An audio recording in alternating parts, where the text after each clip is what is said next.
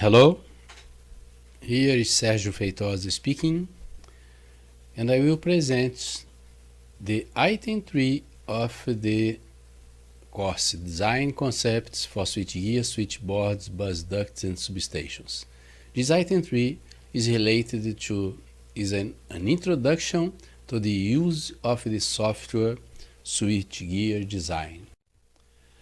In this video, we will show the applications and capabilities of the software switchgear design, which is a software which was developed by me, Sérgio Feitosa, for the development of switchgear, switchboards, bus ducts, with less laboratory tests and by the use of simulations. Many years ago, when I was still working in testing laboratories, doing tests, in many times I noted the needs of forecasting, of predict what would happen in the test of that equipment. And at that moment, I could not simply do this kind of simulation. And I think that now, even nowadays, most of the laboratories do not work with this kind of approach of simulating the tests they do. This software I developed after leaving the laboratory's activity is enabled for the development of a certain kind of equipment, and it viabilizes, it makes feasible for many manufacturers to replace some development tests by simulations for developing their products. And in this kind of case, they usually go to the laboratory test only at the end of the development, when they are almost sure that the probabilities of having a successful result is very good, very big. In this video, we'll show the main screens of the software, the input variables, and how to obtain them. Obtaining the input variables is not always easy to achieve. We'll show the screens with the main results, and in the complete training, which can be obtained in the other items of this complete course, complete training, we show also the units employed, the conditions of use, we did the validation of results. We show the concepts and how to use and interpret the results of the simulations. The software, the switchgear design, was made to be a very easy to work with. I remember that many years ago, some 15 years ago, I had in hand one CFD software, a very powerful tool, very interesting to do, very precise. But it was so difficult to prepare a model for that software. Let's say, before being able to do the simulations, we had to prepare a complete CAD drawing of the equipment to simulate, and this something is not so easy to do. And at a certain moment, I was a representative of this CFD software, a very competent software. And at a certain moment, I decided to stop representing the software, and I decided to develop my own software, which a much easier approach to use. And that's it. The main screen of the software is this one that you can see in these slides. In this screen, which is the first one, and when you click to run the software, there is all the input data. All of the things are here in this screen, and in another one that I will show you in just 1 minute.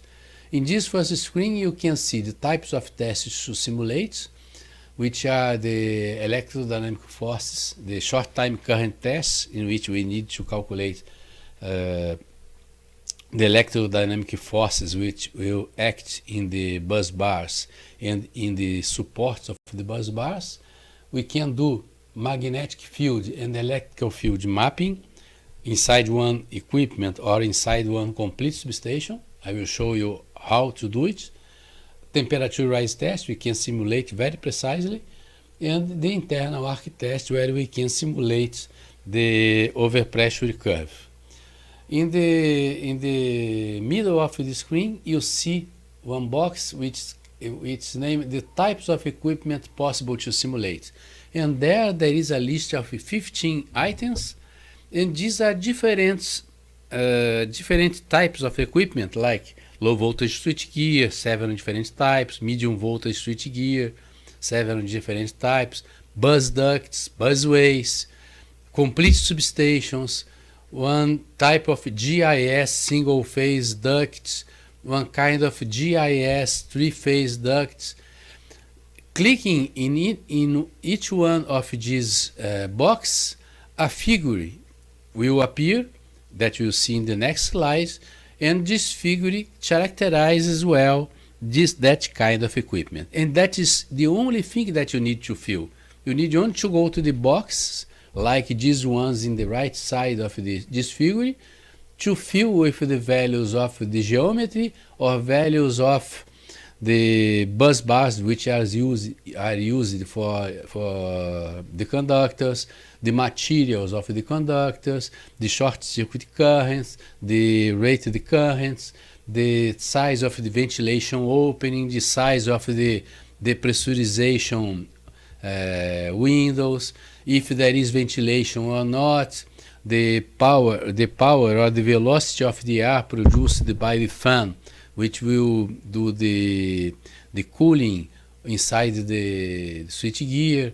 Then you can fix here all the basic information which is necessary for a designer to do their calculations. And all of this is done in this first screen and also in this second screen, which appears if you click in the top of the page in that box called geometry. If you click there, it will appear the figure corresponding to the select type of equipment that you wish to simulate. In this case here now, you see one medium voltage switchgear, a typical medium voltage switchgear with 3 compartments, one compartment for the circuit breaker, one compartment, the bus bars compartment, and the cables compartment. If you take a look in this figure, the small white boxes that you see, you can type there or change the value which is already typed,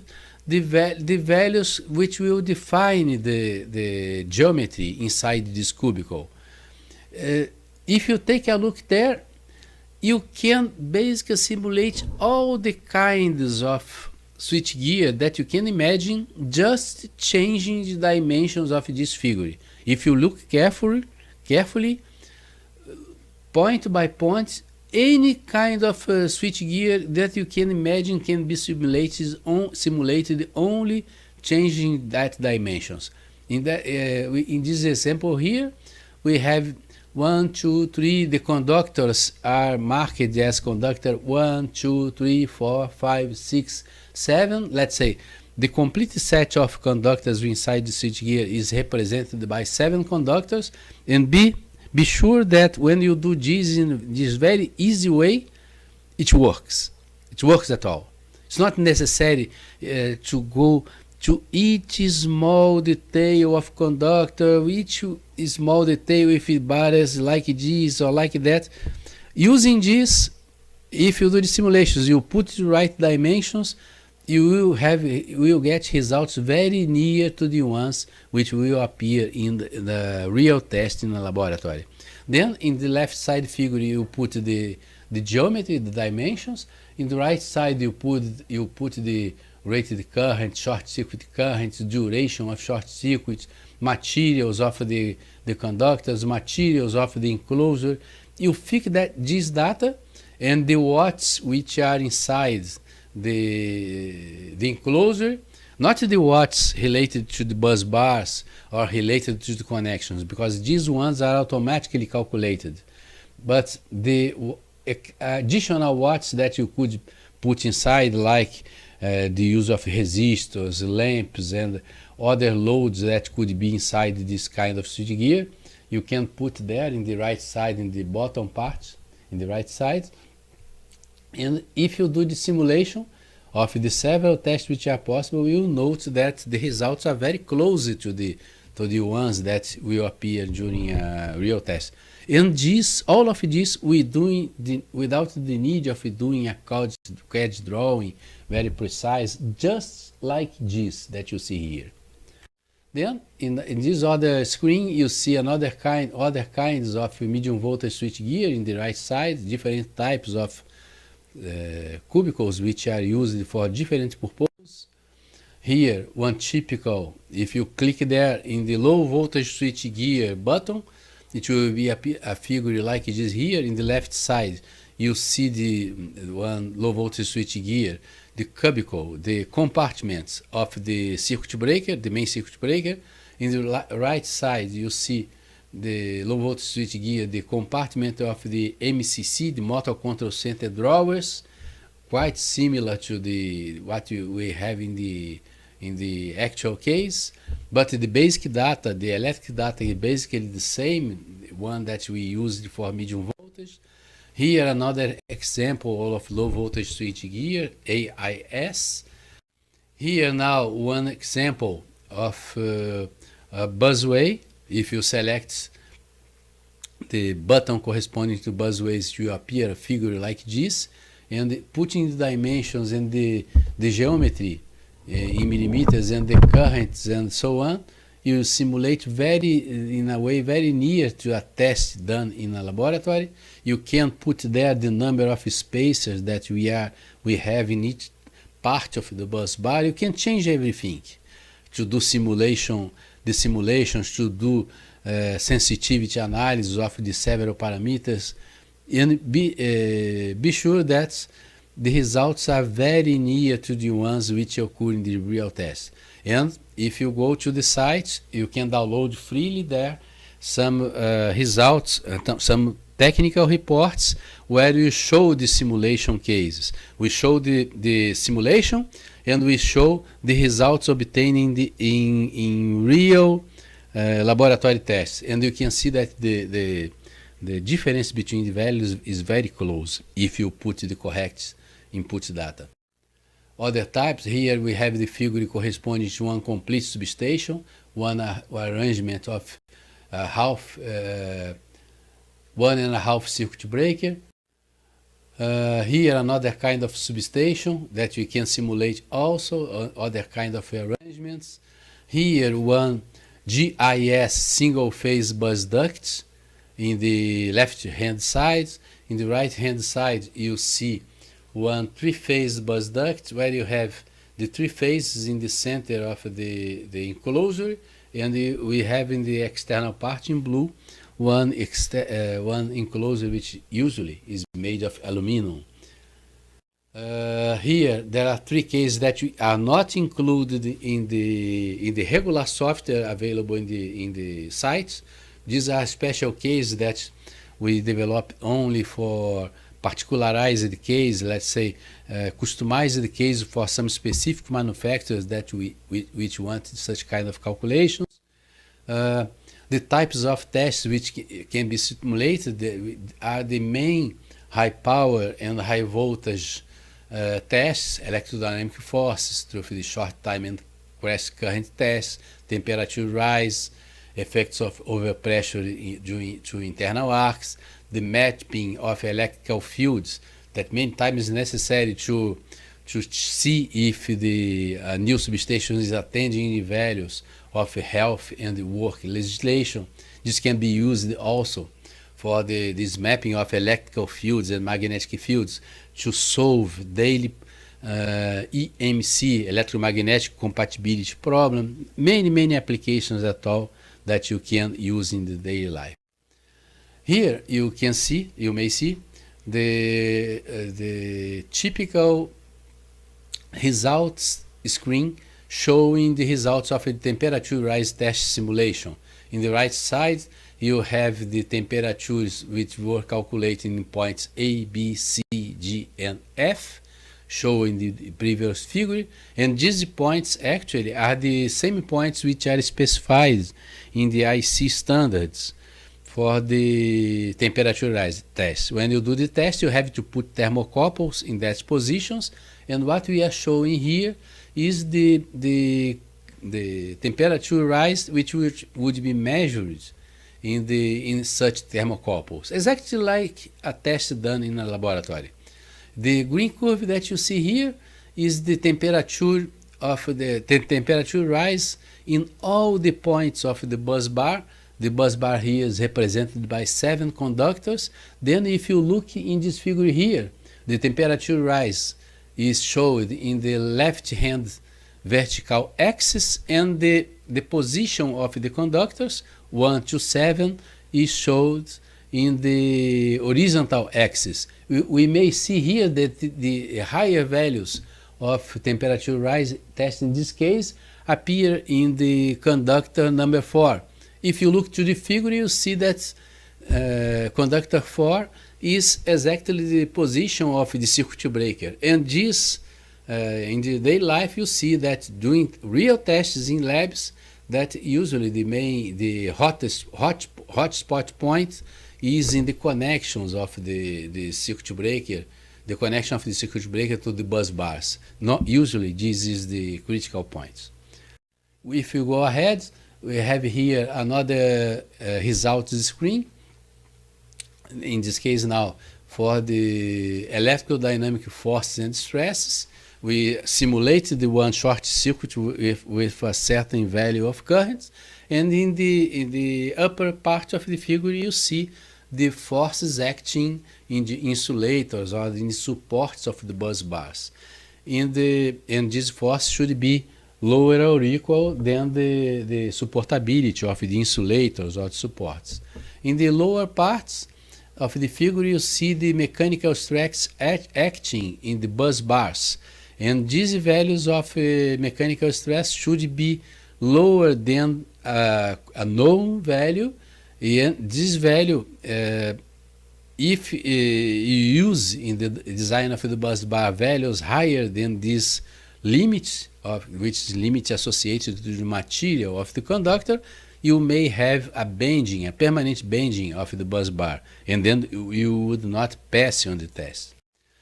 Here now we see a simulation of one overpressure of one internal arc test, and you see here the red and blue curve is the overpressure curve, the pressure which will occur inside the compartment. If these values are higher than certain limits, you can have the opening of the doors, you can have a permanent big deformation of the enclosure. And using this curve and using the data which is in the right side of this figure, which is derived for this overpressure curve, you can deduce, you can access if the design of your switchgear would be able to support a real test in laboratory.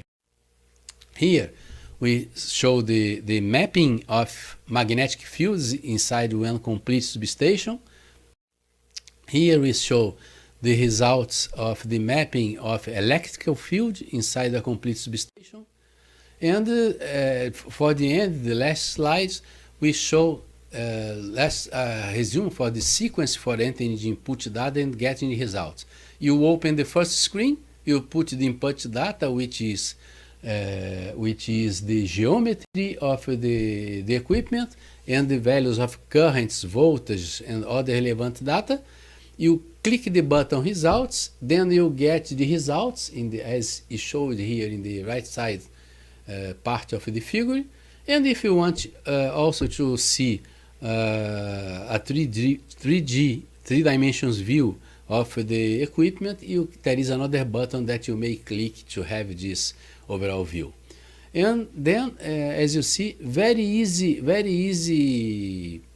screens to work with. But of course, to analyze the test results, it's very easy to put the input data, to insert the input data, and to get the results. Very easy. But it's necessary that the designer has some concepts some knowledge of the design concepts and supportability of materials. And this is the main thing. This is what we provide with the training. It's not only a question of putting data and click a button. It's a question of interpret correctly the results which will appear. And I think that we explain this in a very effective way, and possibly this is the only training you can find in the world, all over the world, joining all these informations about the concepts, but also informations and a software to enable you to simulate these tests. And that is it. I thank you very much for your attention. And here we'll stop the presentation of this resume of the use of software switchgear design. Thank you very much for your attention, and see you.